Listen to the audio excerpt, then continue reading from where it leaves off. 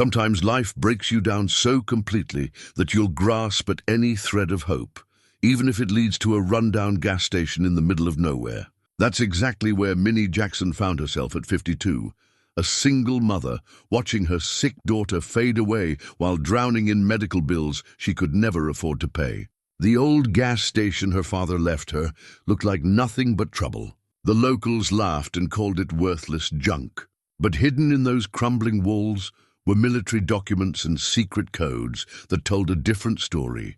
Her father had been part of something big during World War II, something worth $200 million.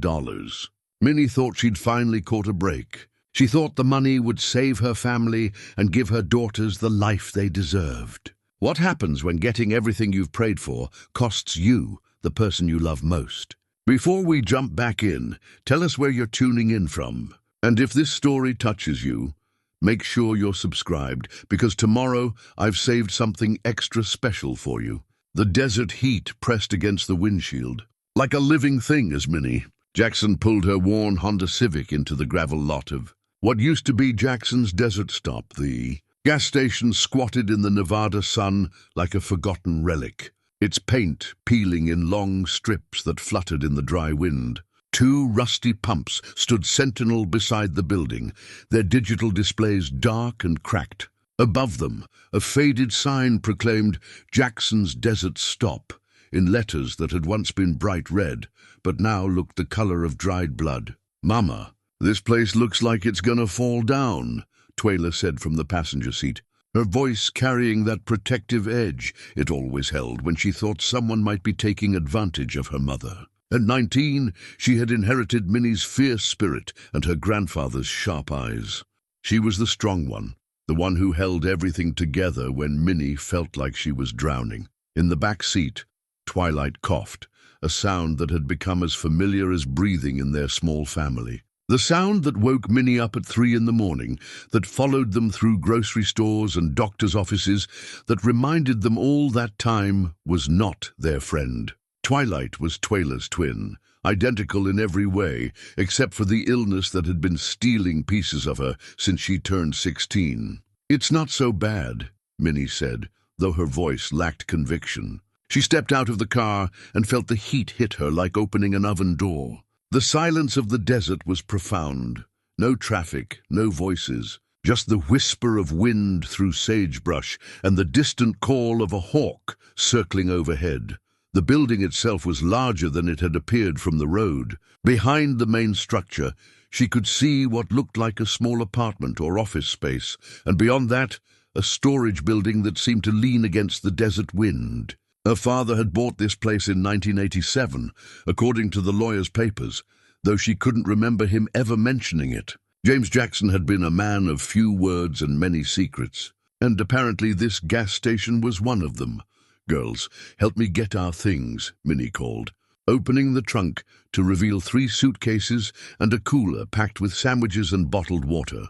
They had driven straight through from Sacramento, 12 hours of highway and hope, fleeing an apartment they could no longer afford, and medical bills that followed them like hungry ghosts. Twyla emerged from the car and immediately went to help her sister, an automatic response that had developed over the years. Twilight moved slowly, each step deliberate and measured, but she was smiling. Despite everything, the illness, the uncertainty, the move to the middle of nowhere, she was smiling. "Look at all this space," Twilight said, her voice soft but filled with wonder. "Mama, we could see the stars here. Real stars, not just the 3 you can see in the city." Minnie's heart clenched. Twilight had always been the dreamer, the one who found beauty in broken things. Even now, as her body betrayed her, she was looking for something good in this desolate place. The front door of the gas station was secured with a heavy padlock, but the key the lawyer had given her fit perfectly. The lock clicked open, with a sound that seemed to echo across the desert. Minnie pushed the door open and stepped inside, her daughters close behind. The interior smelled of dust and motor oil, with an underlying scent of something she couldn't identify, something metallic and old. Sunlight filtered through grimy windows, illuminating shelves that still held bottles of antifreeze and packages of beef jerky with expiration dates from the Bush administration. Behind the counter, an old cash register sat open, its drawer empty, except for a few pennies and a receipt so faded the ink had disappeared. "There's electricity," Twyla observed, flipping a switch near the door. Fluorescent lights flickered to life overhead, casting harsh shadows across the space. "And it looks like the water's still connected too." Minny walked behind the counter, running her fingers along the scarred wooden surface. Her father had stood here, had counted money and made change, and talked to travelers passing through. The thought made her feel closer to him than she had in years. James Jackson had died when the girls were 10, a heart attack that took him quickly and quietly in his sleep. They had been distant in his final years, not estranged exactly, but not close either. She had been busy with work and the girls, and he had been whatever her father had always been, present but not quite there. "Mama, come look at this," Twilight called from the back of the store. She was standing in front of a door marked Office, her hand on the handle. "It's locked, but there's something carved in the wood." Minny joined her daughter and examined the door. Someone had carved initials into the wood near the handle, JJ, and below that, in smaller letters, numbers that looked like a date, 060644, June 6th, 1944, Twyla said, appearing beside them. "That's D-Day, isn't it? The Normandy invasion." Minny stared at the carving, a cold recognition settling in her stomach. Her father had been born in 1925, which would have made him 19 in 1944, old enough to serve, young enough to see action. But he had never talked about the war, never mentioned serving overseas. When she was young and asked about it, he would just shake his head and change the subject. The office key was separate from the main door key, smaller and more ornate. It turned easily in the lock as if it had been used recently. The office was tiny, barely large enough for a desk and 2 chairs, but it was different from the rest of the building. Where the main store felt abandoned, this space felt preserved. The desk was clean, papers stacked neatly in wire baskets. A filing cabinet stood against one wall, and above it hung the artifact that would change everything. A framed photograph of her father in military uniform. But this wasn't the casual snapshot she had expected. James Jackson stood at attention in the crisp uniform of a U.S. Army sergeant, his face serious and his eyes sharp. Behind him, she could make out other soldiers and what looked like military vehicles. But it was the insignia on his uniform that made her catch her breath, special forces markings that spoke of classified missions and dangerous work. "Grandpa was a soldier?" Twilight asked, moving to stand beside the desk. "He never told us about that." "He never told anyone," Minny said quietly. She opened the top desk drawer and found it filled with papers, official-looking documents with government seals, maps marked with red X's, and letters written in her father's careful handwriting. But beneath these was something that made her hands shake, a small leather journal bound with a rubber band. She opened it carefully, aware that she was crossing some invisible line, entering a part of her father's life he had never shared. The pages were filled with his handwriting, dates and locations and names. But more than that, there were numbers, long strings of numbers that meant nothing to her but were clearly important to him. He had written them over and over as if memorizing them. "Mama," Twyla said from across the room, "there's a safe behind this picture." Minny looked up to see her daughter holding aside a framed map of Nevada, revealing a small wall safe with a combination lock. The metal was old but well maintained, and scratched into the surface was the same date from the door, 060644. "Try the numbers from Grandpa's journal," Twilight suggested, settling into one of the chairs. She looked tired, and Minny made a mental note to make sure she took her medication soon. The first set of numbers didn't work. Neither did the second or third, but the fourth sequence, 6 digits that her father had circled and underlined, made the safe click open with a sound like a sigh. Inside were more documents, these ones official, and stamped with seals she didn't recognize. But on top of everything was an envelope marked "For Minny" in her father's handwriting. Her hands trembled as she opened it and unfolded the letter inside. "My dear daughter," it began, "if you are reading this, then I am gone, and you have found your way to the station. I know this place doesn't look like much, but it holds secrets that I never had the courage to share while I was alive. The truth is that during the war I was part of something bigger than myself, something that we were sworn never to discuss. But times change, and the promises we made to dead men sometimes need to be broken to help the living." Minnie's voice caught as she read the words aloud to her daughters. Her father continued, "In 1944, our unit was assigned to recover Nazi gold that had been hidden in preparation for evacuation to South America. We found it, $200 million worth of gold bars and precious stones. But the war ended before we could report the discovery, and the commanding officers made a decision. Instead of turning it over to a government that might lose track of it in bureaucracy, they decided to hide it until it could be properly distributed to war victims and their families." "Gold?" Twyla said, her voice sharp with disbelief. "Grandpa was sitting on Nazi gold?" "It gets more complicated," Minnie continued reading. "The location was recorded in code and distributed among the 12 men in our unit. Each man had a piece of the puzzle. Over the years, most of them died taking their secrets with them, but I kept in touch with a few, and we agreed that if something happened to us, our children should have the chance to recover what was hidden. The code is in this office. Minnie, everything you need to find what we buried is here." The letter went on to explain that the gas station had been purchased specifically as a repository for information about the hidden treasure. The office contained maps, codes, and contact information for the families of other surviving unit members. But it also contained warnings about people who had been searching for the gold for decades, treasure hunters, government agents, and others who would stop at nothing to claim it. "There are risks," the letter concluded. "People have died protecting this secret, but your daughters need medical care that costs more money than you have. And sometimes taking a risk is the only way to save the people you love. The choice is yours, but remember that the gold was taken from people who used it to cause pain. Perhaps it's time for it to be used to heal instead."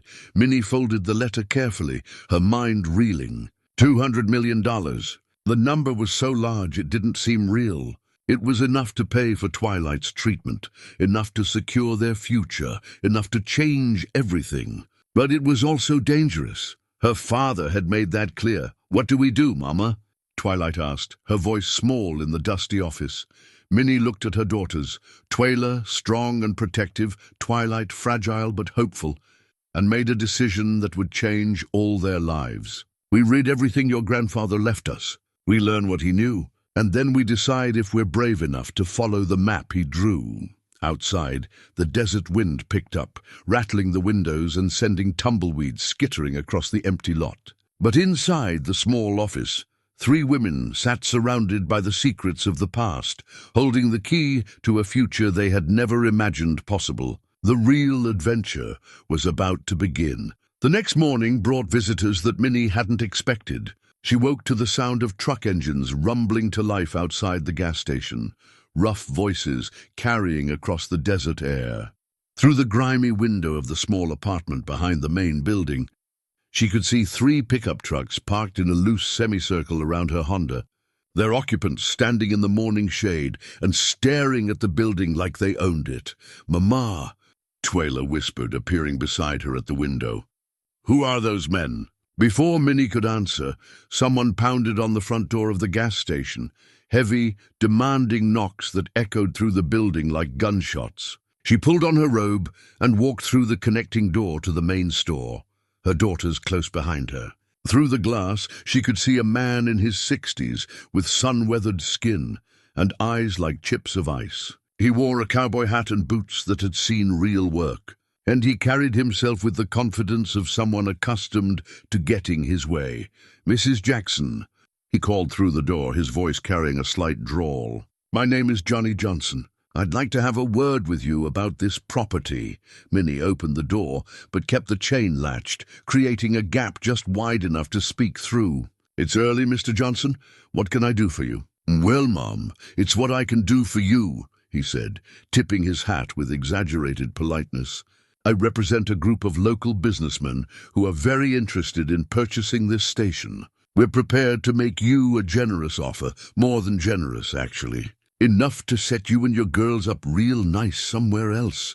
The station's not for sale," Minnie said firmly. "We just got here." Johnny's smile didn't waver, but something cold flickered behind his eyes. "Mrs. Jackson, I don't think you understand the situation here. This is a small community, and we look out for each other. A woman alone with sick children, that's a burden. We're offering to relieve you of that burden." "How do you know about my daughter's illness?" Minnie's voice sharpened, and she felt Twyla tense beside her. "Word travels fast in a small town," Johnny said.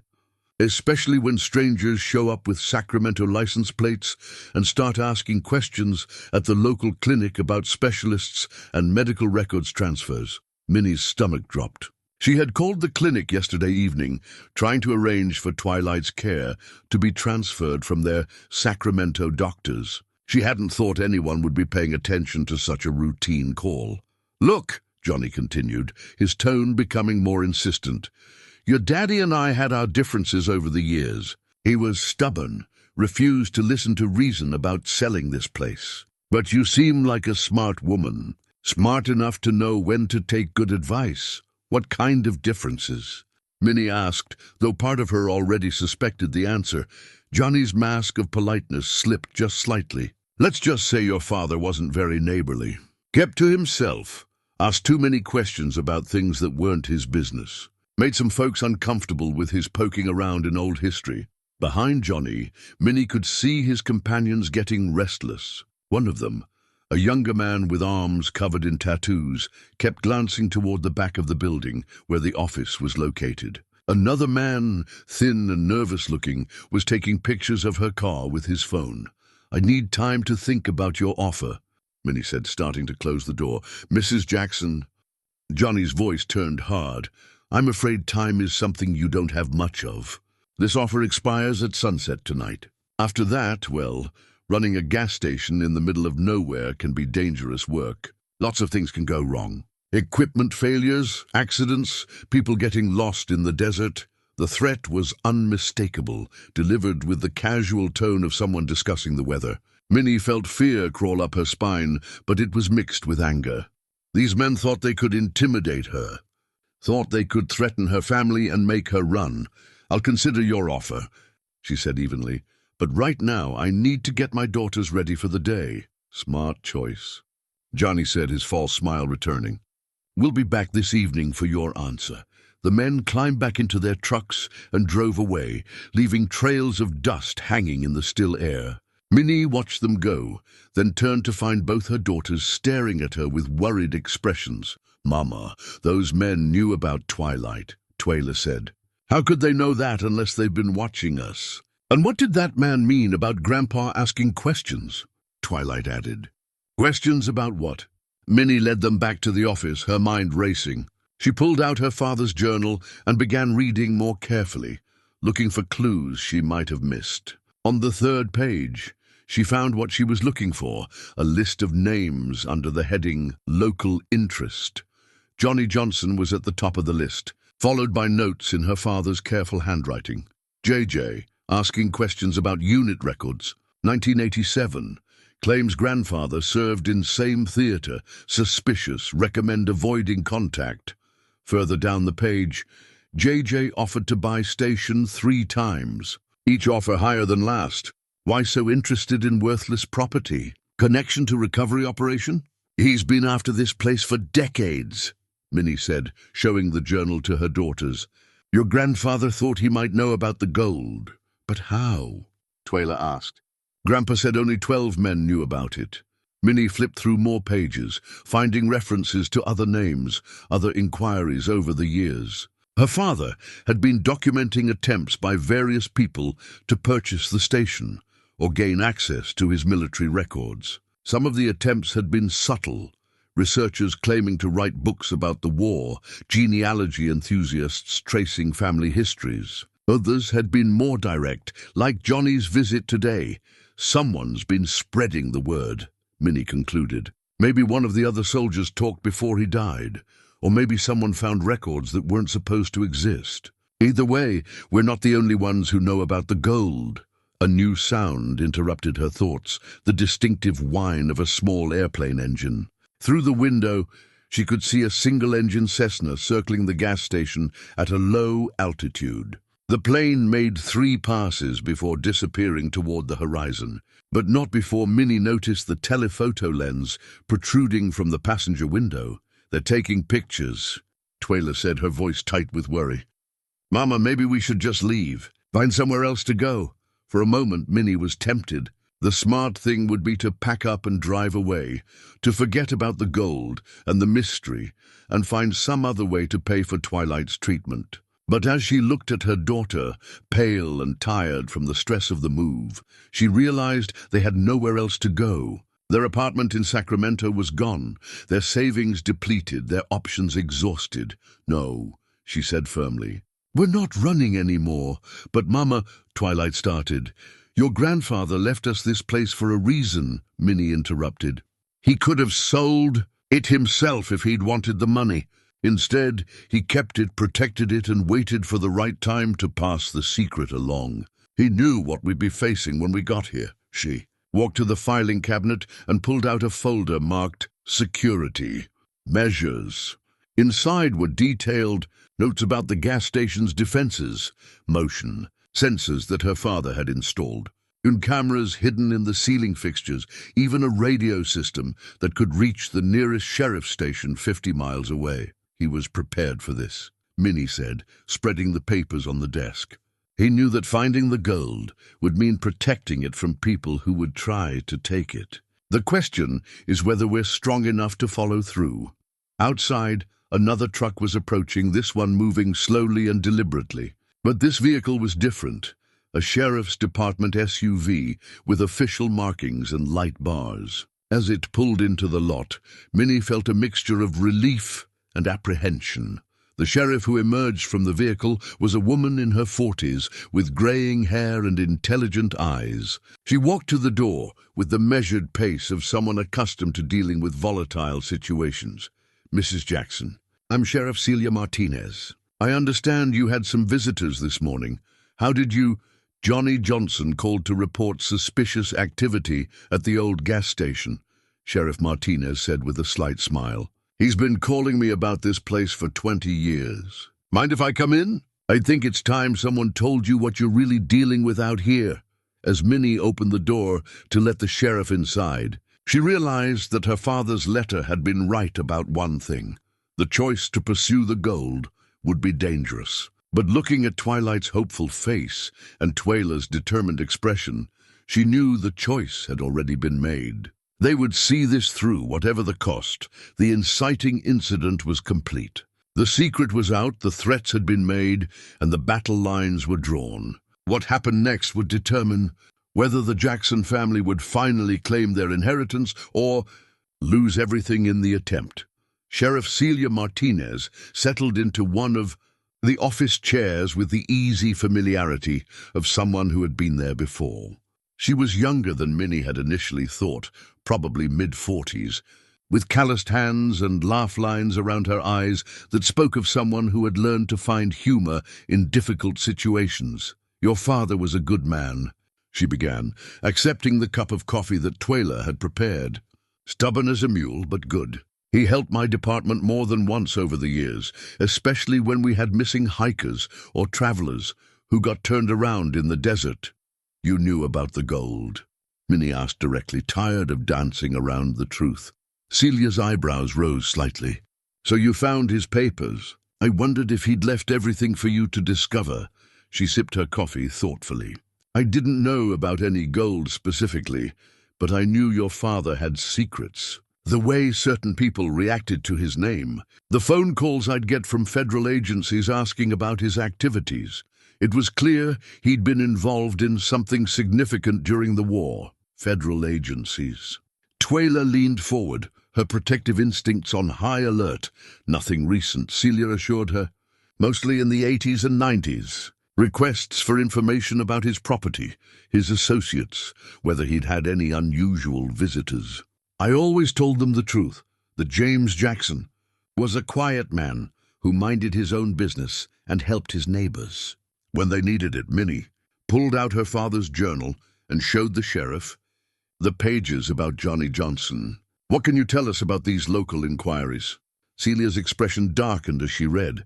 The Johnsons have been in this area for 3 generations. They started as cattle ranchers, but over the years they've expanded into land development, mining claims, even some government contracts. Johnny's grandfather supposedly served in World War II, but the family stories about his service never quite added up. What do you mean? Twilight asked, her voice barely above a whisper. Well, according to family legend, he was a decorated veteran who served with distinction in Europe. But when local historians tried to verify his records for a community memorial project, they ran into problems. The documentation was inconsistent, and some of the unit assignments, he claimed, didn't match military records. Celia stood and walked to the window, checking the empty parking lot before continuing. My theory is that someone in the Johnson family learned fragments of a story, maybe from a dying relative, maybe from overheard conversations, and became obsessed with filling in the blanks. Johnny's been buying up property in this area for decades, always claiming it's for development. But nothing ever gets developed, so he's been treasure hunting. Minnie concluded. That would be my guess. And your father's station sits right in the middle of the area he's been most interested in acquiring. The radio on Celia's belt crackled to life, dispatching units to a traffic accident 50 miles south. She responded briefly, then turned back to the family. I need to go, but I want to leave you with something your father asked me to give you if anything ever happened to him. From her jacket pocket, she produced a small brass key, different from the ones Minnie had already found. He said this opened something important, but he never told me what.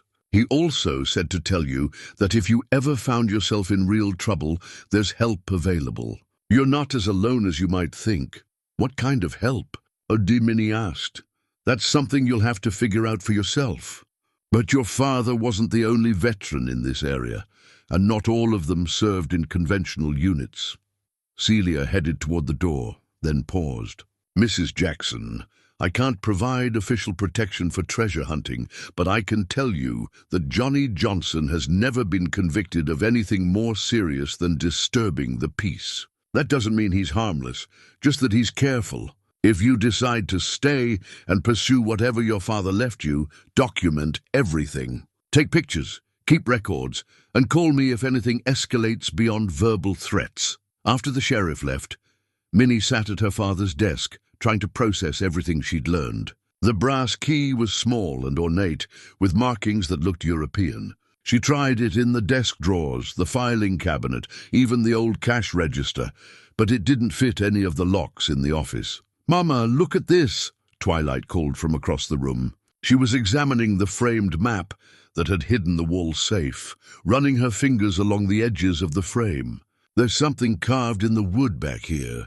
Minnie joined her daughter and carefully removed the map from its frame. On the back of the wooden backing was another carving, this one more elaborate than the simple initials on the office door. It showed a compass rose with cardinal directions marked, and below it, a series of small symbols that looked like military markings.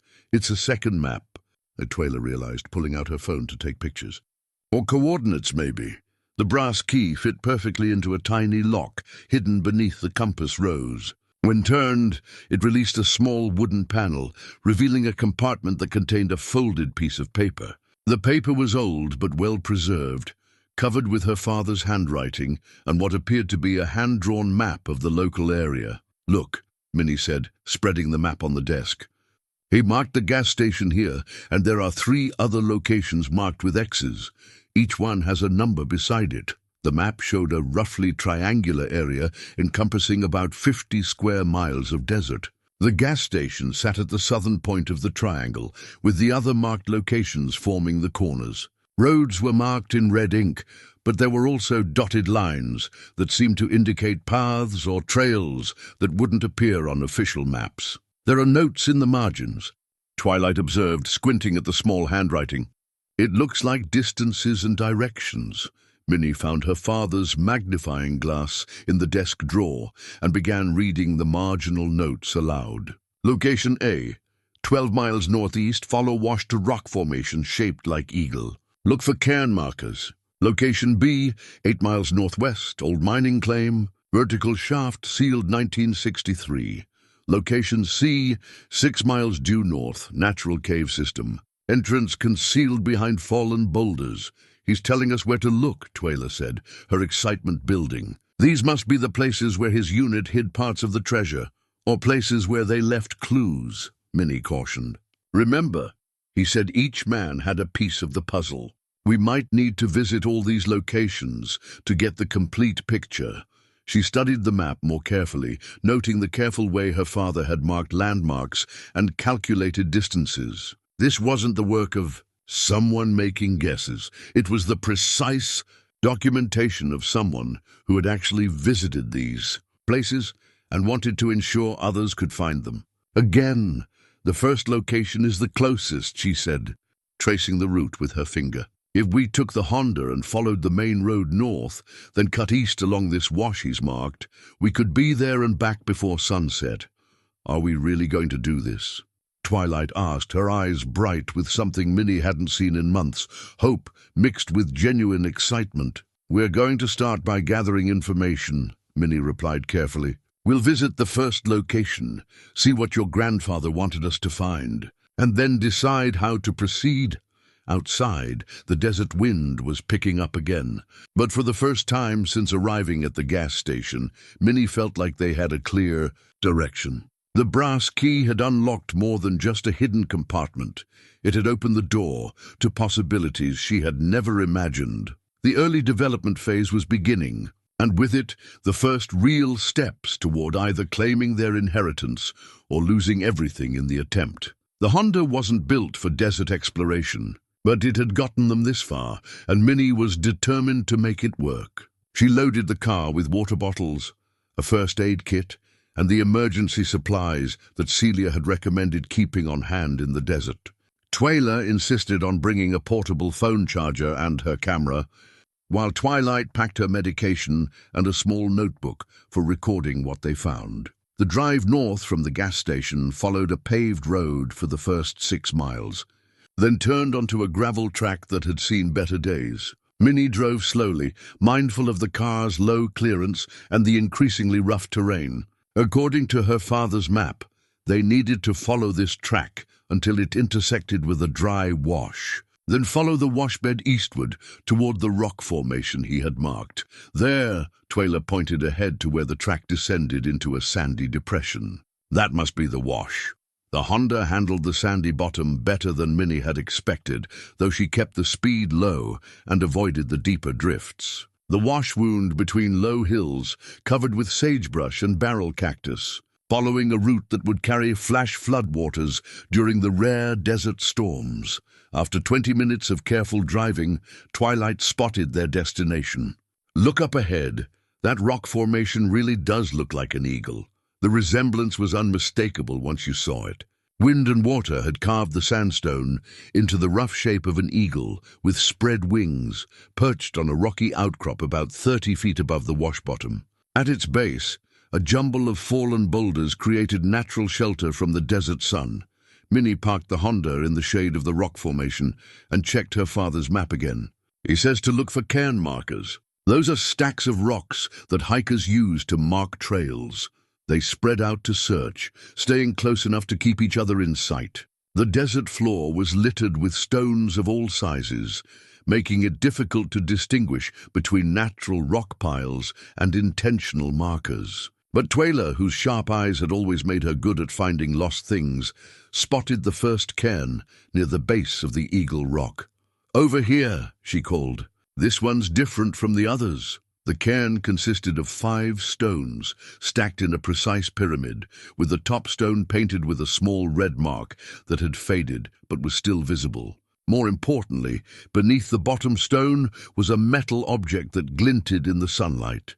"It's another key," Twilight said as Minny carefully extracted it from its hiding place. This key was larger than the brass one, made of steel and bearing the mark of a government contractor. "There's something else," Twyla observed, pointing to markings carved into the rock face behind the cairn. Numbers and letters like a code.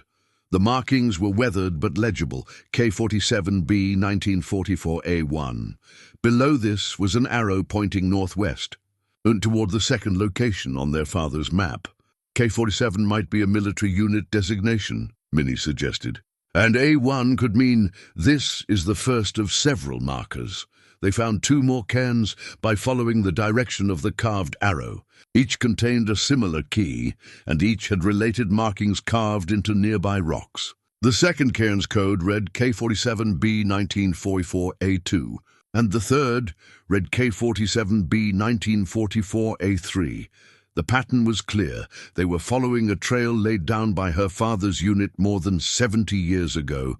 "This is incredible," Twilight said, holding the 3 keys they had collected. "Grandpa's friends really did leave a treasure map. Part of one, anyway," Minny corrected. "Remember, each man had a piece of the puzzle. We probably need to visit all the locations to get the complete picture."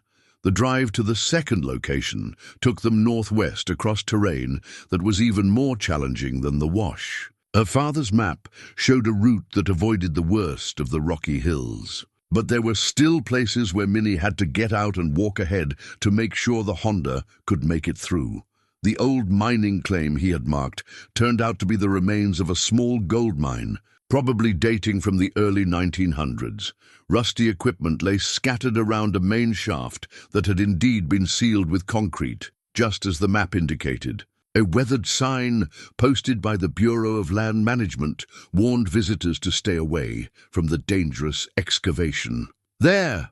Twyla pointed to a concrete marker post near the mine entrance. "That's not part of the original mining equipment." The post was about 3 feet tall and had been made to look like an official government survey marker. But when Minny examined it closely, she found that the top section could be unscrewed, revealing a hollow interior that contained another key and a small waterproof pouch.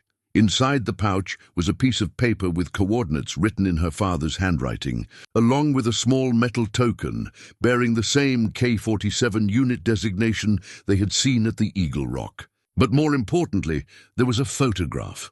A black and white image of 12 men in military uniforms, standing in front of what looked like a cave entrance.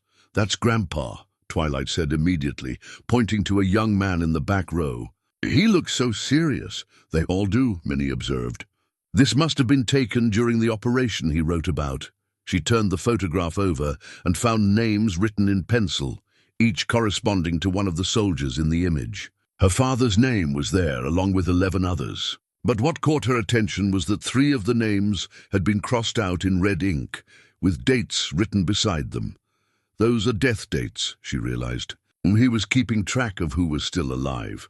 The coordinates on the paper matched the 3rd location on their map, the cave system 6 miles due north. But there was also a warning written in her father's careful script. "Final location requires all 12 keys. Do not attempt entry without complete set. Tunnel system unstable. 12 keys, Twyla said. We have 4 now, but we need 8 more. And according to this photograph, we need to contact the families of the other surviving unit members," Minny added. "Some of these men might still be alive, or their children might have inherited their pieces of the puzzle." The drive to the 3rd location took them through the most desolate terrain they had encountered yet. The Honda struggled up steep grades and through sandy washes, and twice Minny had to stop to let the engine cool down. But eventually they reached the coordinates her father had marked, finding themselves at the base of a mesa riddled with natural caves. The entrance her father had marked was indeed concealed behind fallen boulders, but they could see that someone had moved the rocks recently. Fresh tire tracks led up to the concealment, and there were footprints in the sandy soil around the cave mouth. "Someone else has been here," Twyla said, her voice tight with concern. "Recently," Minny agreed, kneeling to examine the tracks. Within the last day or two, they approached the cave entrance carefully, calling out to announce their presence. When no response came, Minny used her phone's flashlight to peer into the opening. The cave extended back into darkness, with smooth walls that suggested it had been carved by water over thousands of years. Just inside the entrance, they found evidence of the recent visitors: empty water bottles, candy bar wrappers, and most concerning of all, professional surveying equipment. Someone had been mapping the cave system, measuring distances and elevations with the kind of precision that suggested serious intent. "Mama, look at this!" Twilight called from deeper in the cave. She was standing beside a metal plate that had been bolted to the cave wall, bearing an inscription that made Minnie's blood run cold. "Property of K-47 Recovery Unit," the plate read. "Authorized personnel only.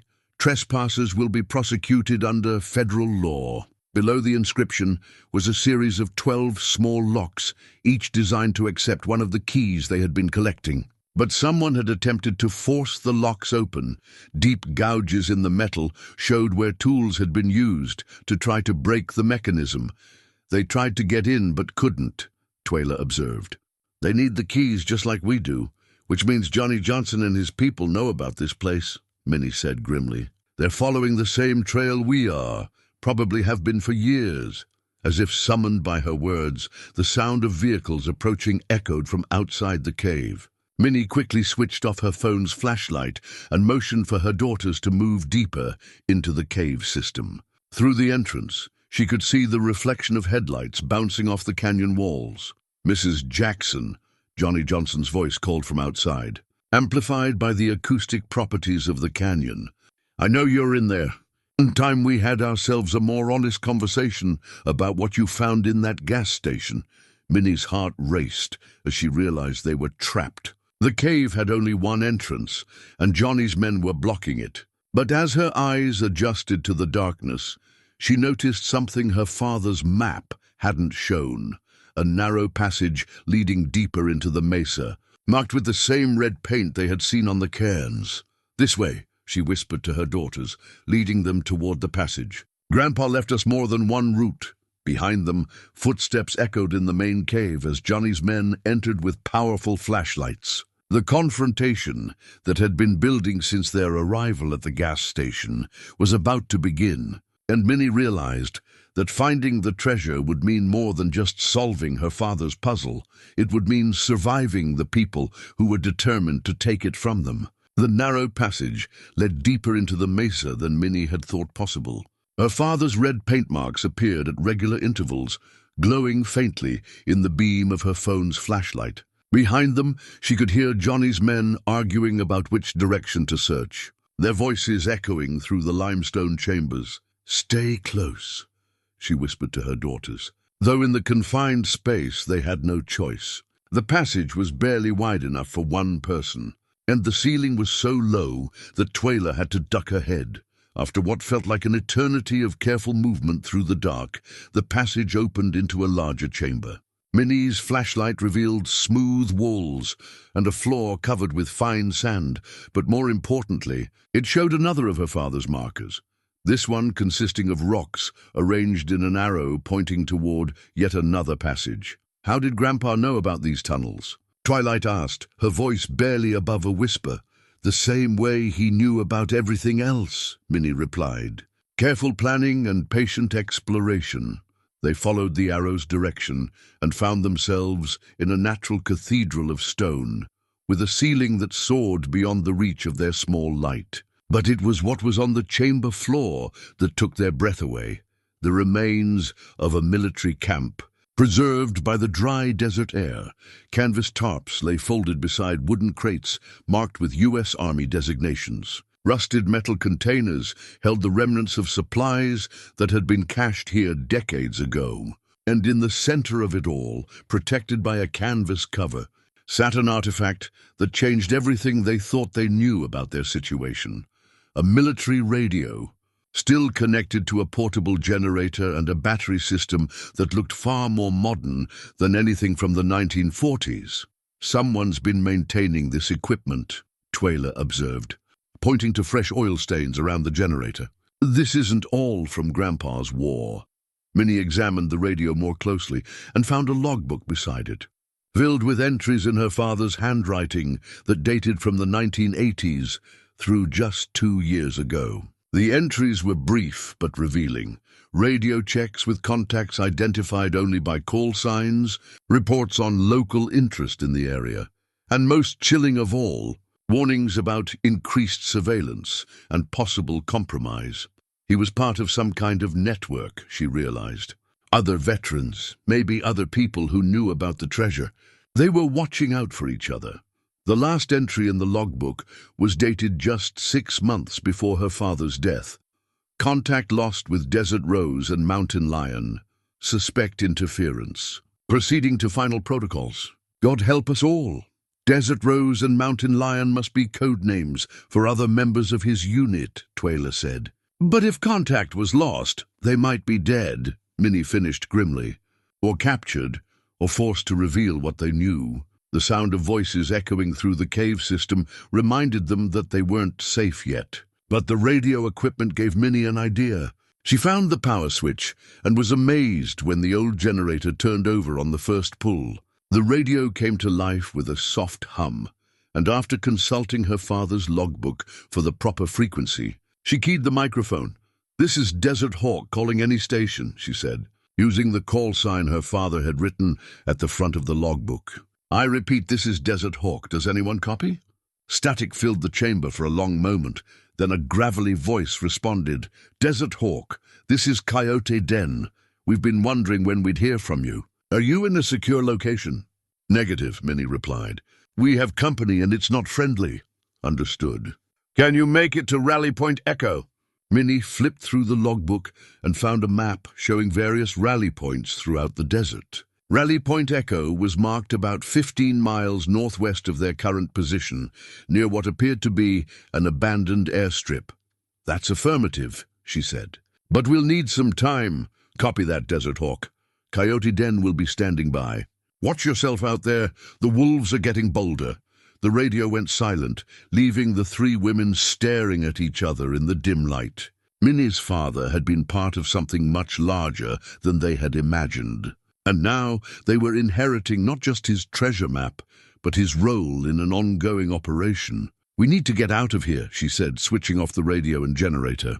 "But first, we gather everything we can carry from this cache." They quickly sorted through the supplies, taking water, food, and most importantly, a detailed topographical map that showed cave systems throughout the area. Her father had marked multiple escape routes, safe houses, and supply caches. It was the work of someone who had spent decades preparing for exactly this situation. The voices of Johnny's men were getting closer, but they seemed to be following the main passages rather than the narrow route that Minnie's family had taken. Still, it was only a matter of time before they found the chamber. "There's another way out," Twilight said, pointing to a passage they hadn't noticed before. It was marked with her grandfather's red paint, but also with something else. Fresh chalk marks that looked like they had been left recently. "Someone else has been using Grandpa's escape routes," Twyla observed. They gathered their supplies and headed toward the marked passage. This route was even more challenging than the one that had brought them here, involving steep climbs and sections where they had to crawl through spaces barely large enough for a person. But eventually they emerged from a concealed opening on the far side of the mesa, well away from where they had parked the Honda. The desert night was cold and clear, with stars shining down like scattered diamonds. In the distance, they could see the lights of Johnny's vehicles still parked near the main cave entrance. But more concerning were the additional lights that had appeared, vehicles approaching from multiple directions, converging on their location. "They're not just looking for us," Minnie realized. "They're surrounding the entire area." "Mama, over here," Twilight called softly. She had found another cache hidden among the rocks near the cave exit, this one containing 3 dirt bikes and enough fuel to get them away from the immediate danger. The bikes were old, but well-maintained, and Minnie was grateful for the summers when she had ridden with her ex-husband before Twilight got sick. It wasn't something she had done in years, but the skills came back quickly. "Can you handle this?" she asked Twilight. Who was the least experienced rider? I, and if it means getting away from those men. Her daughter replied with more determination than Minny had heard. From her in months, they started the bikes and headed northwest, following game trails and wash bottoms to avoid the roads. Behind them, powerful searchlights swept the desert as Johnny's people realized their quarry had escaped. But ahead lay Rally Point Echo, and the mysterious allies her father had left them, people who might have the answers they needed to complete their quest. The middle development was deepening, bringing not just greater challenges, but greater mysteries. The treasure hunt was becoming something much more complex and dangerous than any of them had imagined. Rally Point Echo turned out to be more than an abandoned airstrip. It was a fully functional facility hidden in plain sight. What appeared from a distance to be a derelict hangar was actually a carefully maintained operations center, complete with aircraft communications equipment and living quarters for a small team. The man who greeted them as they rode their dirt bikes into the hangar was in his 70s, but moved with the fluid precision of someone who had never really left the military. He was tall and lean, with silver hair and eyes that seemed to catalog everything around him in an instant. "You must be James's daughter," he said, helping Twilight off her bike. "I'm Colonel William Hilly. Call me Hilly. Your father talked about you often, especially in his final years." "You knew he was dying?" Minny asked. "He knew," Hilly replied simply. "Heart condition.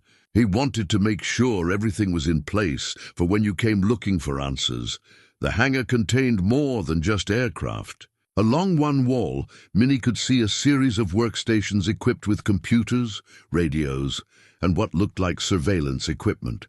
Maps covered every available surface, marked with pins and colored string that suggested ongoing operations across multiple states. "What is all this?" Dwayla asked, her voice filled with amazement. "The continuation of a mission that began 75 years ago," Hilly explained, leading them to a conference table near the back of the hangar. "When the war ended, some of us realized that there were loose ends that the government couldn't or wouldn't tie up. Treasures that needed to be recovered.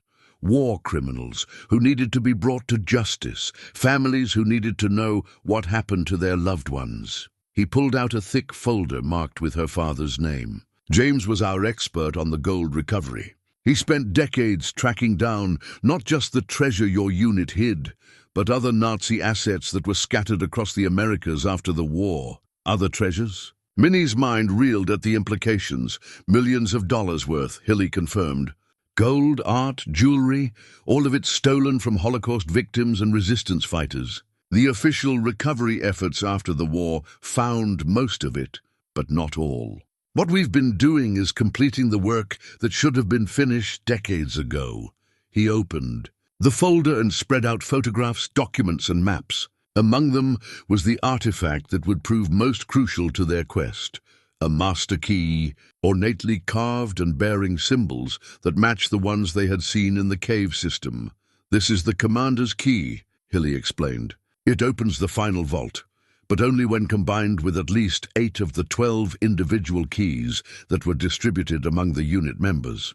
James had 4 keys in his possession, his own, plus 3 from unit members who died and passed their keys to him. So we need 4 more, Twyla calculated. "Actually 3, Hilly corrected. "I have one, inherited from my uncle who served with your father. And there's someone else you need to meet." He led them to the living quarters area, where they found an elderly woman preparing coffee in a small kitchen. She was perhaps 80 years old, with white hair and sharp blue eyes that reminded Minny immediately of Twilight's determination. "This is Evelyn Martinez," Hilly said, "Sheriff Martinez's mother. Her first husband was also a member of K-47.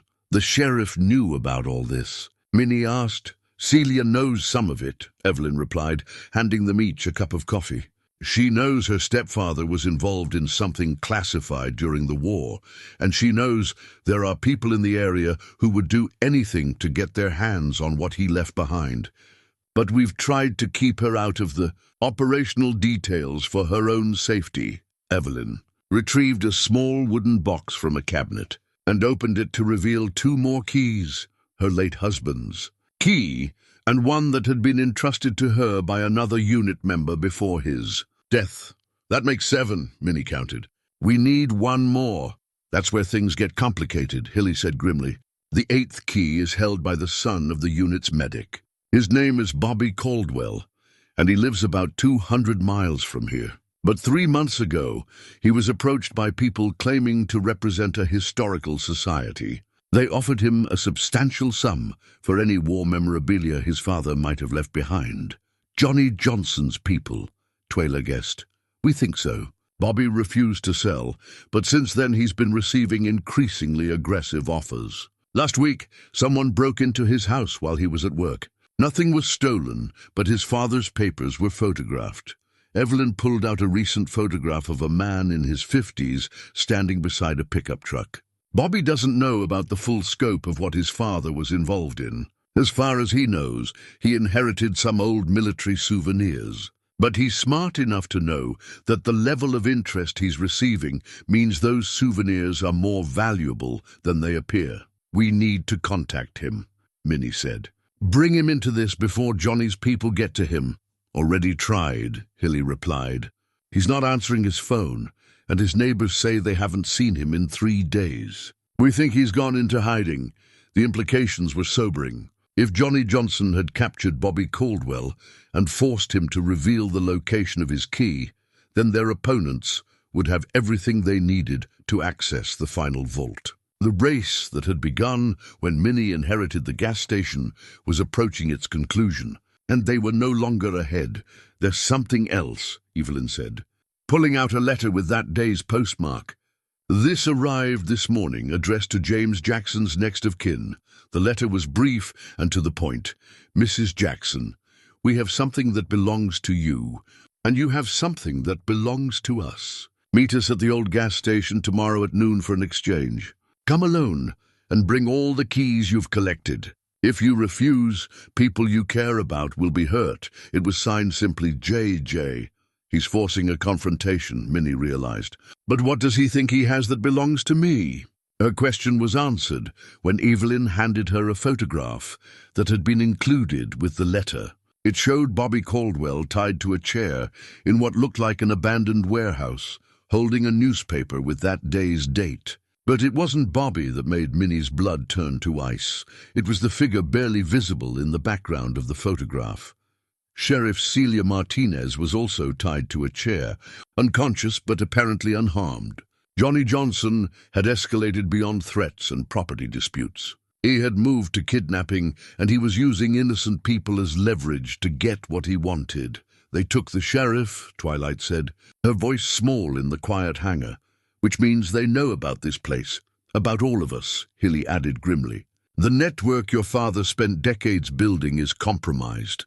Minny studied the photograph more carefully, looking for clues about where the hostages were being held. In the background, she could make out industrial equipment and what looked like mining machinery. Johnny Johnson wasn't just a local rancher. He was operating something much larger and more sophisticated than they had realized. We can't meet his demands, she said finally. Even if we give him all the keys, he'll never let the hostages go. He can't afford to leave witnesses. Then what do we do? Twyla asked.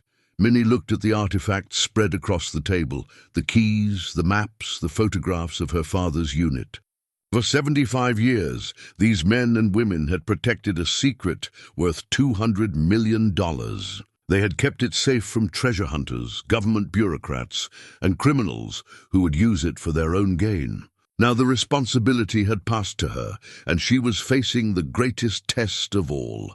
We finish what Grandpa started, she said with quiet determination. But we do it our way. The plan they devised was both simple and desperate. Instead of meeting Johnny Johnson's demands, they would use the remaining hours before the noon deadline to reach the final vault and recover the treasure themselves. With the gold in their possession, they would have leverage to negotiate for the hostages' release. It wasn't perfect, but it was the only option that didn't involve surrendering everything to a man who had already proven he couldn't be trusted. But as they prepared to leave Rally Point Echo, Evelyn Martinez pulled Minny aside with information. that changed everything they thought they knew about their situation. There's something about the treasure that Hilly didn't tell you, she said quietly, glancing around to make sure they weren't overheard. Something your father made me promise to keep secret until you were ready to hear it. What kind of secret? Minnie asked. Though part of her already dreaded the answer, Evelyn led her to a secure storage room at the back of the hangar and opened a heavy safe. Inside, along with documents and additional keys, was an artifact that made Minnie's breath catch, a Nazi officer's ceremonial dagger. Its blade stained with what looked like dried blood. This belonged to the SS officer who was in charge of the gold transport, Evelyn explained. Your father's unit didn't just recover stolen treasure, Minnie. They rescued prisoners who were being forced to dig the hiding places. The implication hit Minnie like a physical blow. The gold was buried by concentration camp prisoners. 12 of them, Evelyn confirmed, Jews and political prisoners who had been transported from occupied territories specifically to hide the treasure in remote locations across the American Southwest. The Nazi plan was to retrieve it after the war and use it to fund their escape to South America. But if they were using prisoners to dig the hiding places, the prisoners weren't supposed to survive the operation, Evelyn finished grimly. Your father's unit arrived just in time to prevent a massacre. They killed the SS guards and freed the prisoners, but not before learning the location of the main vault. Minnie's hands shook as she held the ceremonial dagger. Her father had never told her about the lives he'd saved, the evil he'd stopped. In her mind, she had imagined the gold recovery as a military operation against enemy soldiers. The reality was far more personal and far more horrifying. The prisoners, she managed to ask, what happened to them? Most of them survived the war and eventually made their way to Israel or back to their home countries. But before they left, they made a pact with your father's unit. If the gold was ever recovered, half of it would go to Holocaust survivors and their families. The other half would fund ongoing efforts to bring war criminals to justice. So the treasure isn't really ours, Minnie said, understanding flooding through her. The treasure belongs to history, Evelyn corrected. But the responsibility for protecting it, for making sure it's used properly, that responsibility is yours now. They rejoined Hilly and the girls, and Evelyn shared the full story with everyone. The weight of what they were really protecting settled over them like a heavy blanket. This wasn't just about paying medical bills or securing their future. It was about honoring the memory of people who had died at the hands of monsters. Does this change anything? Twyla asked quietly. It changes everything, Minnie replied. But it also makes it more important that we succeed. The route to the final vault took them back through the cave system, but armed now with detailed maps and additional equipment from Hilly's cache. They moved quickly through passages that her father had explored and marked over decades of careful preparation. But as they approached the chamber with the 12 locks, they discovered that their situation was even more complicated than they had realized. The locks had been opened. Someone else with a complete set of keys had been there ahead of them. The heavy metal door that protected the vault stood ajar, and fresh footprints in the sandy floor showed that multiple people had passed through recently. Johnny's people, Twyla whispered. Impossible, Hilly replied, examining the locks more closely. These weren't forced. They were opened properly with the correct keys. A voice from the shadows answered their unspoken question. That's because they were opened by the right people. Sheriff Celia Martinez stepped into the light of their flashlights, very much alive and very much not kidnapped. Behind her came Bobby Caldwell, also unharmed, along with 2 other people that Minnie didn't recognize, but who carried themselves with military bearing. The photograph, Minnie said, her mind reeling. Johnny showed us a photograph of you tied up. Staged, Celia admitted. We needed Johnny to believe he had leverage over you while we put the final pieces of the operation in place. What operation? Twyla demanded. Bobby Caldwell stepped forward, producing his father's key from his pocket. The operation to finish what our fathers started. Mrs. Jackson, my father didn't just serve with yours. He was his best friend. When he was dying, he made me promise to help James's family when the time came. So you've all been working together, Minnie said, understanding beginning to dawn. For months, Celia confirmed, ever since your father's lawyers contacted us about his will. We knew Johnny Johnson would make his move as soon as you arrived, so we coordinated a response. Hilly produced a device that looked like a sophisticated radio scanner. We've been monitoring Johnny's communications. He's not just a local rancher. He's the front man for a network of treasure hunters who've been searching for Nazi gold across the Southwest for decades. They've killed people, Minnie. Good people who were trying to protect what your father's unit died to save. But why the deception? Twilight asked. Why not just tell us the truth from the beginning? Because we needed to be sure, Evelyn Martinez said, appearing from another passage. Your father wasn't certain which of his children would inherit his legacy. We had to test you, make sure you had the strength and the moral character to handle the responsibility. This whole thing has been a test? Minnie's voice carried a mixture of anger and amazement. Not a test, Bobby corrected. A recruitment. Your father was the last active member of the original K-47 unit. With his death, the responsibility passed to the next generation. But it had to be a choice, not an obligation. They led Minnie and her daughters through the opened vault door and into a chamber that took their breath away. The room was larger than she had expected, carved from living rock and lined with metal shelving. And on those shelves, organized with military precision, was treasure beyond imagination. Gold bars stacked like building blocks caught the light of their flashlights and threw it back in brilliant reflections. Wooden crates bore German military markings and contained everything from jewelry to art objects. But most moving of all were the personal items, photographs, letters, and religious artifacts that had been taken from Jewish families and preserved by her father's unit in hopes of eventually returning them to their rightful owners. $200 million, Hilly said quietly. Maybe more, depending on the art market. And it's all been sitting here for 75 years, Celia added, waiting for the right moment, the right people, to decide what to do with it. Minnie walked among the treasures, touching gold bars that had been stained with the blood of innocents, examining photographs of families that had been destroyed by war. The weight of responsibility was overwhelming, but so was the opportunity to finally do something meaningful with resources that had been born from tragedy. Johnny Johnson, she said finally. What happens to him? That depends on you, Bobby replied. We have enough evidence to put him and his people away for a long time, but we need your testimony about the threats and the attempted theft. And the treasure? That's your decision, Evelyn said.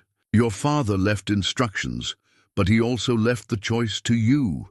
As Minnie stood in the chamber filled with Nazi gold, surrounded by the allies her father had left for her, she realized that the plot twist wasn't about the treasure at all. It was about discovering that she had never been alone in this quest, that her father had spent his final years preparing a network of people to support her when the time came to carry on his work. The question now was whether she was ready to accept not just the treasure, but the responsibility that came with it. The decision Minnie faced was more complex than simply accepting or refusing her inheritance. As she stood among the recovered treasures, Evelyn handed her another artifact that would shape her choice, a leather-bound ledger that her father had maintained for decades, documenting not just the treasure's contents, but its potential impact. Your father spent 40 years researching the original owners of these items, Evelyn explained, opening the ledger to pages filled with names, addresses, and genealogical charts. Some of the families can still be traced. Some of the art pieces have been listed as missing by museums for decades. This isn't just gold and jewelry. It's history that was thought to be lost forever. Minnie flipped through pages that represented thousands of hours of painstaking research. Her father had identified specific pieces of jewelry that had belonged to families in Poland, art objects stolen from synagogues in France, even personal photographs that could be returned to surviving relatives. The magnitude of what he had accomplished in secret was staggering. He never intended to keep any of it for himself, she realized. No, Bobby confirmed. He always planned to use the treasure as a tool for justice. The question was when and how. Hilly checked his watch and looked toward the vault entrance. We need to make some decisions quickly. Johnny Johnson expects you at the gas station in less than 4 hours, and our surveillance indicates he's bringing a lot more than just ranch hands. What do you mean? Twyla asked. Professional mercenaries, Celia said grimly. Ex-military, probably hired through private security contractors. These aren't local troublemakers anymore. They're people who kill for money. The reality of their situation was becoming clear. Even with the treasure in their possession, they still faced a confrontation with dangerous people who wouldn't hesitate to use violence. But now, Minnie understood that the stakes were much higher than her family's financial security. They were protecting the memory of Holocaust victims and the life's work of American heroes. "What's the plan?" she asked, her voice steady despite the fear she felt. Hilly spread out tactical maps of the gas station and surrounding area on a crate of gold bars. "We have several advantages. First, we know the terrain better than they do. Second, we have equipment and support they don't know about. Third, they still think you're coming alone with just the keys." "But what's the objective?" Minnie pressed. "We can't just fight them. There are too many civilians in the area, and Twilight..." "The objective is to end this permanently," Bobby interrupted. "Johnny Johnson and his organization have been hunting for Nazi treasure across 3 states. They've killed at least 4 people that we know of, including 2 surviving veterans who refuse to cooperate with them. If we don't stop them here, they'll keep killing until they find what they're looking for." Evelyn produced photographs from a file folder, crime scene images that made Minnie's stomach turn. Elderly men beaten to death in their own homes, families terrorized by intruders searching for war memorabilia, survivors of the Holocaust murdered for information their captors in the camps had given them. "These people aren't treasure hunters," she said quietly. "They're terrorists. Which is why your father spent so many years preparing for this confrontation," Celia added. "He knew it would come eventually, and he wanted to make sure his family would be protected when it did." They spent the next hour planning an operation that was part military tactics and part elaborate deception. The gas station would serve as the focal point of a trap designed to capture Johnny's entire organization while protecting the innocent people in the surrounding area. But the plan required Minnie to play her role perfectly, to appear vulnerable while actually being protected by resources that Johnny couldn't see or counter. "The most dangerous part," Hilly warned, "is the initial contact. You'll need to convince Johnny that you're cooperating while our people get into position. If he suspects a trap too early, people could die." "Including us," Twyla observed. "Including all of us," Hilly agreed. "But if we do nothing, more innocent people will die, and the treasure your grandfather's unit died to protect will fall into the hands of people who represent everything they fought against." As they prepared to leave the vault, Minnie made a decision that surprised everyone, including herself. Instead of taking just a few items as proof of the treasure's existence, she insisted on loading several crates of gold into the vehicles they would use for the operation. "Why?" Bobby asked. "We don't need that much to convince Johnny we have access to the vault." "Because," Minnie said, checking the straps on a wooden crate, "I want to make sure that if something goes wrong, at least part of this treasure makes it to the people it was meant to help. We're not just fighting for our lives. We're fighting for the chance to finally do what's right." The convoy that left the vault consisted of 4 vehicles, each taking a different route to the gas station to avoid detection. Minnie rode with Hilly in a modified pickup truck that contained surveillance equipment and weapons that looked like they belonged in a military operation rather than a family drama. In the bed of the truck, hidden under camping gear, were 3 crates of gold bars, worth millions of dollars. "Your father would be proud," Hilly said as they navigated the desert roads in the pre-dawn darkness. "He always said the real test of a person's character wasn't what they did when things were easy, but what they chose when everything was on the line." "I'm terrified," Minnie admitted. "What if I mess this up?" What if people get hurt because I made the wrong choice? Fear is good, Hilly replied. It means you understand the stakes. Your father was afraid too, right up until the day he died. But he never let fear stop him from doing what was right. They reached the gas station as the first hints of dawn were appearing on the eastern horizon. The building looked different in the pale light, less abandoned, more like what it had once been when her father was alive.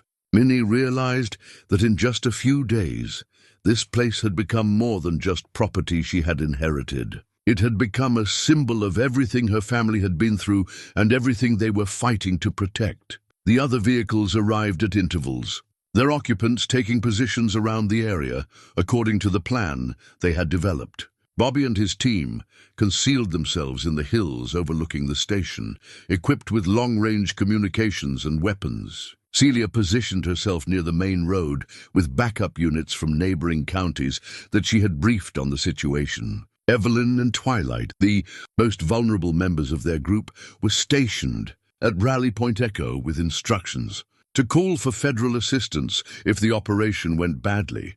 But it was Twyla's role that worried Minny the most. Her daughter had insisted on being part of the operation, arguing that Johnny would expect to see both girls and that their absence would make him suspicious.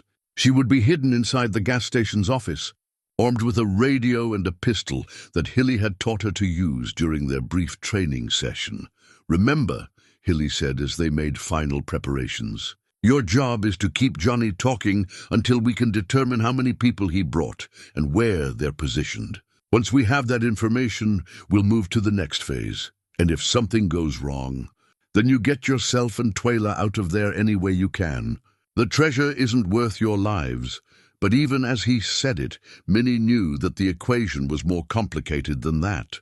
The treasure represented justice for people who had been murdered 75 years ago.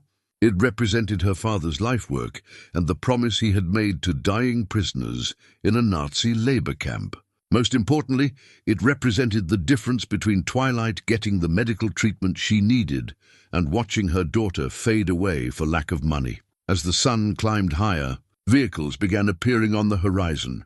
Not just Johnny's pickup trucks, but larger vehicles, military-style trucks and SUVs that suggested he had indeed brought professional help. Through binoculars, Minny could see armed men taking positions around the gas station, moving with the coordinated precision of people who had done this kind of work before. Count at least 12 hostiles, Hilly reported into his radio. Probably more. They're treating this like a military operation.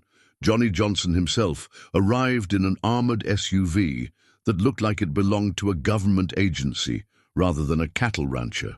He emerged wearing tactical gear and carrying weapons that were definitely not legal for civilian ownership. But it was the person who emerged from the passenger side that made Minny's blood run cold. The man was thin and nervous-looking, with the pale complexion of someone who spent most of his time indoors. He carried a briefcase and wore the kind of expensive suit that suggested government connections. When he spoke to Johnny, his accent was distinctly foreign, possibly German or Austrian. That's not a treasure hunter, she realized. That's someone with direct connections to the original operation, son or grandson of one of the Nazi officers. Hilly speculated, or someone who's been hunting this treasure for reasons that have nothing to do with money. The implications were chilling.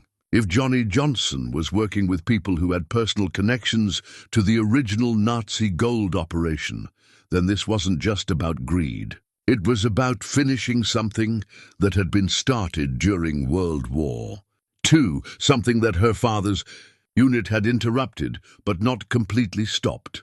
As noon approached and the final confrontation drew near, Minny checked the artifact that had become most important to her survival, a small radio transmitter that would allow Hilly and his team to monitor everything that was said during her meeting with Johnny. Hidden in her jacket pocket, it represented her only lifeline to the people who were risking their lives to protect her. It's time, Hilly said, checking his watch. Remember, you're not alone in this. Whatever happens, we're with you.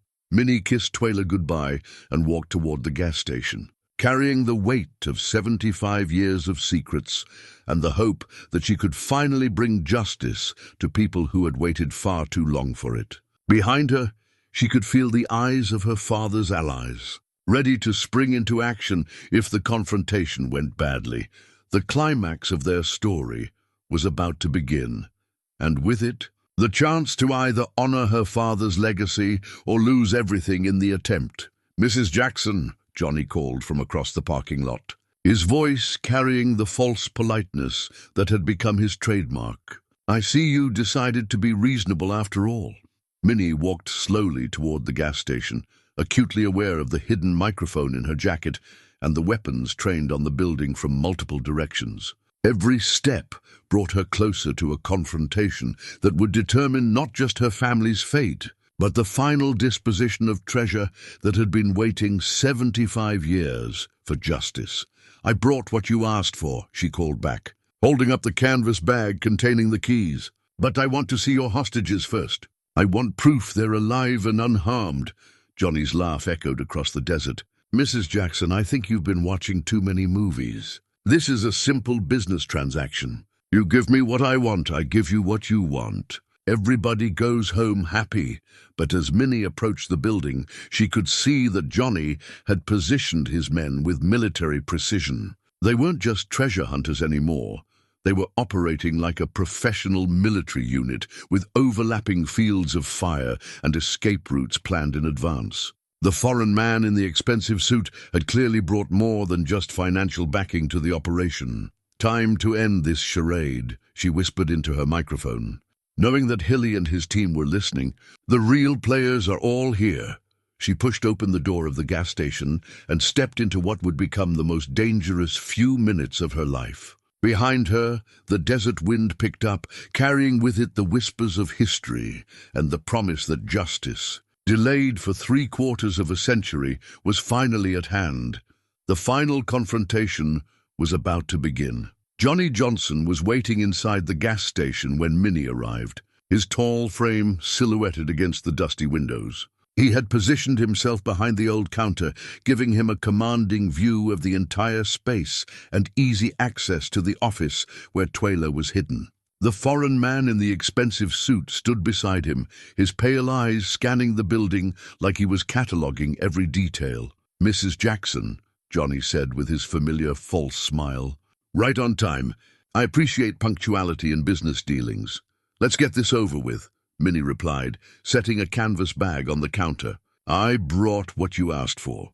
She opened the bag to reveal 6 of the keys they had collected, along with photographs of the vault and its contents. Johnny's eyes widened as he examined the images of gold bars and treasure chests, but it was the foreign man's reaction that was most telling. His hands actually shook as he picked up one of the photographs, and he spoke in rapid German to Johnny before remembering to switch back to English. "These items," he said, his accent thick with emotion, "they belong to my grandfather. He died protecting the location of this treasure from Allied forces." "Your grandfather was a Nazi war criminal," Minnie said evenly. "The treasure was stolen from Jewish families and resistance fighters." The man's face flushed red with anger. "My grandfather was a patriot who served his country with honor. He was entrusted with preserving cultural artifacts from the chaos of war." "Cultural artifacts?" Minnie's voice sharpened. "Is that what you call the wedding ring stolen from people being loaded into cattle cars?" Johnny raised his hand to stop the argument before it escalated further. "Family history aside, we have business to complete. These keys will open the vault?" "They will," Minnie confirmed. "But I want to see proof that you'll let my family leave peacefully once you have what you want." "Of course," Johnny said smoothly. "Though I have to say, Mrs. Jackson, you don't seem very surprised to see my associate here, almost like you were expecting him." The comment sent a chill down Minnie's spine. Had they somehow detected the surveillance equipment? Were Hilly and his team walking into a trap of their own? Before she could respond, the front door of the gas station opened and Celia Martinez walked in, her hands raised to show she was unarmed. But instead of looking worried, she appeared calm and determined. "Sheriff," Johnny said with amusement, "I was wondering when you'd show up. Though I have to say, you're about 12 hours late to prevent any crimes from being committed. Actually, Celia replied, I'm right on time to witness several felonies in progress. Johnny's smile faded as he realized that the sheriff wasn't behaving like someone who was outgunned and outmaneuvered. His hand moved toward the weapon on his belt, but Celia's next words stopped him cold. Klaus Heidelberg, she said, addressing the foreign man by name. You're under arrest for conspiracy to commit murder, theft of cultural artifacts, and violation of international war crime statutes. The man, Klaus, went white as paper. That's impossible. Those charges were dismissed decades ago. The German charges, yes, Celia agreed. But you made the mistake of coming to American soil to commit new crimes. We've been tracking your organization for 3 years, waiting for you to make a move that would give us jurisdiction. Johnny Johnson was looking back and forth between Celia and Klaus, clearly realizing that his carefully planned operation was falling apart. Sheriff, I don't know what kind of game you think you're playing, but you're outnumbered and outgunned. Am I? Celia asked mildly. As if summoned by her words, armed figures began appearing at every window of the gas station. Federal agents in tactical gear surrounded the building, their weapons trained on Johnny's mercenaries. The operation that Johnny had thought was under his control had become a federal sting operation with him as the primary target. Klaus Heidelberg has been on the FBI's most wanted list for international crimes, Celia explained as the sound of helicopters filled the air outside. When we learned he was coming here to recover Nazi gold, it became a federal case. Minnie watched in amazement as the confrontation that she had feared would end in violence became instead a carefully orchestrated law enforcement operation. But her amazement turned to concern when she realized that Twyla was still hidden in the office, potentially in danger if Johnny decided to use her as a hostage. My daughter, she said urgently to Celia, is safe, the sheriff assured her. Agent Williams extracted her through the back window 10 minutes ago. Johnny Johnson's face had gone from confident to desperate in the span of a few minutes. His mercenaries were surrendering without firing a shot, faced with overwhelming federal firepower. Klaus was already in handcuffs, ranting in German about international law and diplomatic immunity that he didn't actually possess. But as federal agents moved to arrest Johnny, he made one last desperate move. From his jacket, he produced a device that looked like a military detonator, his thumb poised over the activation button. One more step, and this whole building goes up, he snarled. I came too far to leave empty-handed. The detonator in Johnny Johnson's hand changed everything. Federal agents froze in their positions, unable to risk triggering an explosion that could kill everyone in the building.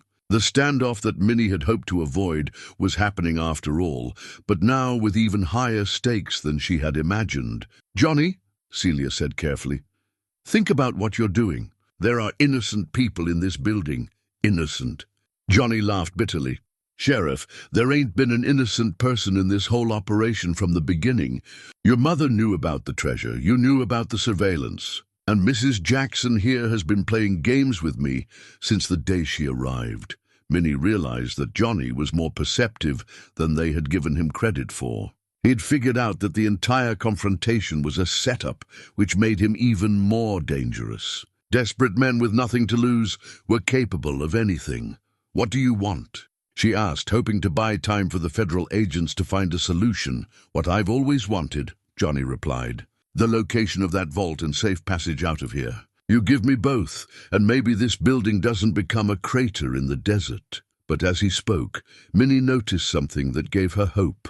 The detonator he was holding wasn't connected to anything. There were no wires, no blinking lights, no signs of actual explosive devices. Johnny Johnson was bluffing, trying to use fear to escape a situation that had turned completely against him. The vault is empty, she said, gambling that her intuition was correct. We moved everything yesterday. What you're looking for isn't there anymore. Johnny's eyes narrowed. You're lying, am I? Minnie reached into her jacket and produced a small gold bar, one of the pieces they had taken from the vault as proof of their discovery. This came from your grandfather's treasure, Klaus, along with about $50 million worth of other items that are now in federal custody.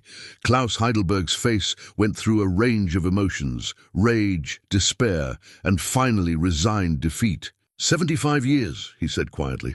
75 years my family has been searching. Your grandfather was a war criminal, Minnie said firmly. The treasure was stolen from people who were murdered in concentration camps. It never belonged to your family. It belonged to the Reich, Klaus shouted. It was gathered to preserve German culture from the chaos of a losing war. It was stolen from Jewish families who were being loaded into cattle cars, Celia said coldly. We have the documentation to prove it. Your grandfather didn't preserve culture. He participated in genocide. The truth of the situation was finally sinking in for Johnny Johnson. He wasn't just a treasure hunter who had gotten in over his head. He was an accomplice to someone seeking to reclaim Nazi gold. The legal implications were staggering, and even if he escaped this immediate situation, he would spend the rest of his life as a fugitive. This isn't over, he said, backing toward the rear exit of the gas station. That treasure belongs to people who earned it, not government bureaucrats who'll lose it in red tape. Actually, a new voice said from the office doorway, it belongs to the families it was stolen from. Evelyn Martinez emerged from the office, carrying the leather-bound ledger that documented the original owners of the treasure. Behind her came Bobby Caldwell and Hilly, no longer hiding their involvement in the operation. Mrs. Jackson's father spent 40 years researching the rightful owners of these items, Evelyn continued. The gold will be returned to Holocaust survivors and their families. The art will go back to the museums it was stolen from. The personal items will be returned to relatives who thought they were lost forever. Johnny's resolve cracked completely as he realized the scope of what he was up against. This wasn't just law enforcement, it was a network of people who had dedicated their lives to undoing the damage his grandfather and others had done during the war. The detonator fell from his nerveless fingers, clattering on the floor and confirming Minnie's suspicion that it had been a bluff. Federal agents moved quickly to secure both Johnny and Klaus, reading them their rights as they handcuffed them and led them toward waiting vehicles.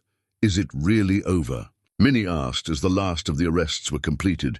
This part is, Hilly confirmed.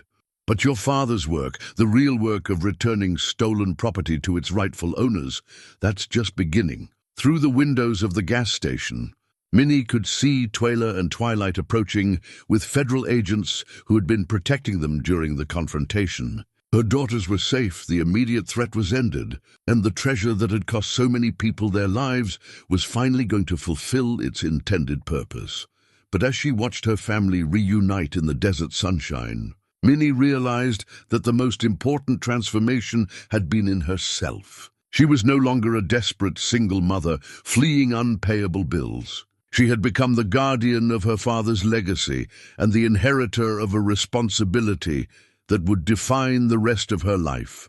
The climax was complete, but the real story, the story of what came next, was just beginning. 6 months later, Minny Jackson stood in the same gas station office where her journey had begun, but everything about her situation had changed. The dusty shelves that had once held expired merchandise now displayed framed photographs, documenting the return of stolen treasures to their rightful owners. A Holocaust survivor in New York had been reunited with her grandmother's wedding ring. A museum in Prague had recovered a medieval manuscript stolen by Nazi troops. Families across 3 continents had received personal items they had thought were lost forever.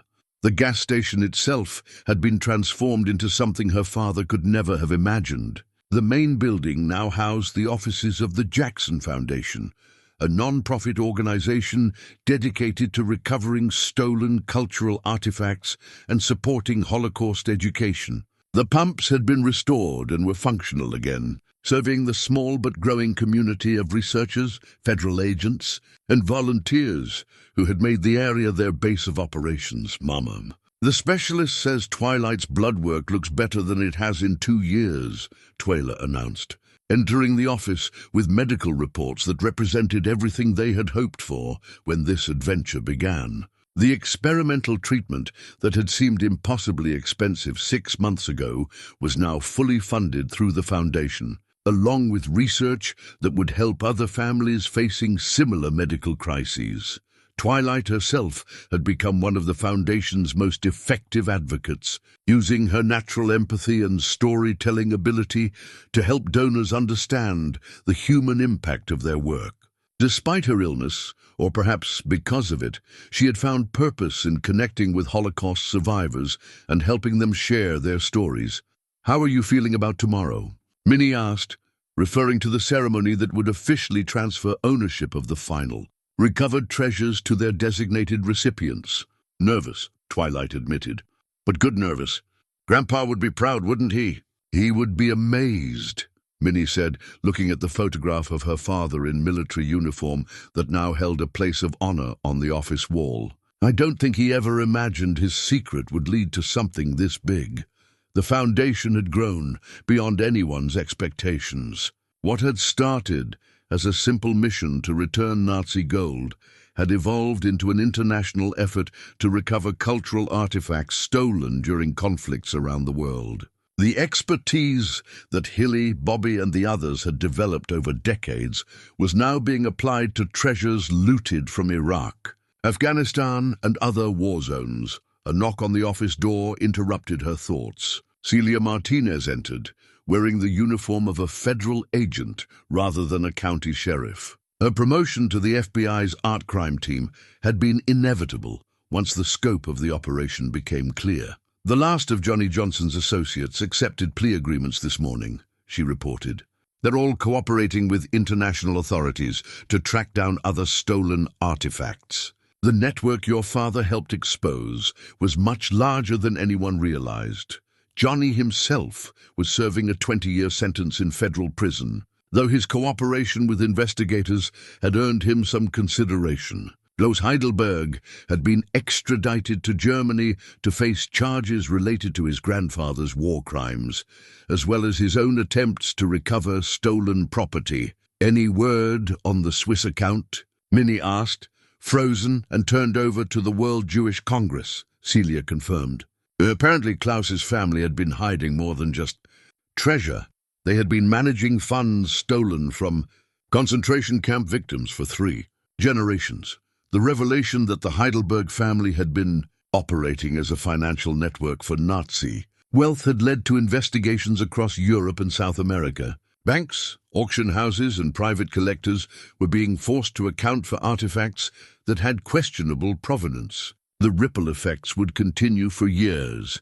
"There's something else," Celia said, producing an envelope marked with official seals. This came through diplomatic channels. "It's from the German government." Inside the envelope was a letter of commendation recognizing James Jackson's service during World War II, along with posthumous medals that acknowledged his role in rescuing concentration camp prisoners and preserving stolen cultural artifacts. The German government was finally taking responsibility for making amends to the families affected by Nazi crimes. "They want to name a memorial after him," Celia continued. "A research center in Berlin dedicated to recovering stolen art and cultural artifacts."